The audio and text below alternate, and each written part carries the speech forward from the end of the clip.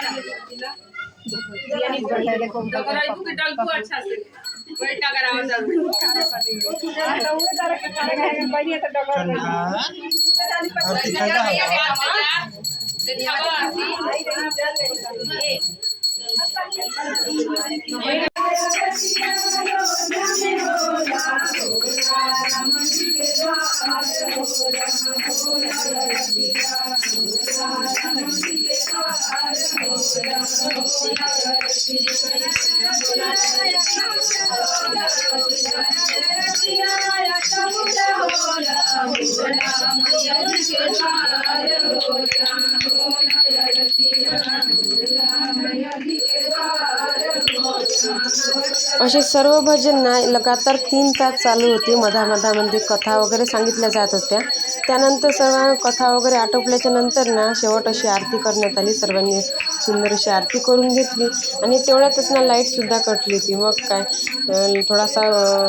थोडा वेळ लाईटचा वाट पाहावी लागली, तर लाईट तर लगेचच आली होती. त्यानंतर पूजा करतच होतो, सणाचे बाबासुद्धा आले. मग त्यांनीसुद्धा सोबतच आम्ही आरती वगैरे करून घेतली. आणि नंतर आरती वगैरे झाल्याच्या नंतर ना मग विषय राहिला प्रसादाचा. तर मग जेव्हा सर्वजण येते ना पूजा करण्यासाठी, तर सोबत आपला प्रसाद वगैरे सोबत थोडा घेऊन येतं, त्यामुळे खूप सारा प्रसाद ना जमा झाला होता, त्यामुळे तो सर्वांनी कट वगैरे करून घेतला. तोपर्यंत लाईटसुद्धा आली होती. लाईट आल्याच्यानंतर मग सर्व प्रसाद कट करून घेतला, आरती वगैरे सर्वांनी करून घेतली आणि नंतर ना प्रसादाचं वाटप झालं. तर अशा प्रकारे ना इथे शिवचर्चा केली जाते. आता नाव जरी वेगळं असलं ना तरी सर्व गोष्टी सारख्याच असतात. ते म्हणतात ना, देवांचे रूप एकच असते आणि त्यांना नावं वेगवेगळे असते, अशा प्रकारे नाही का. तर जसे आपल्या इकडे अवधूत महाराजाचे किंवा आपल्या इकडे भजन मंडळ जसे असतात ना, तसेच इकडे शिवचर्चा असते. यामध्ये सुद्धा भगवानाचे किंवा देवीचे भजन वगैरे, गवळणी वगैरे जशा असतात ना तशा असतात. हनुमानजीचं वगैरे भजन वगैरे सगळं त्यात मिक्स सगळे असतात आणि मधामधात कथा सांगितली जाते. तर अशा प्रकारे ना शिवचर्चा असते.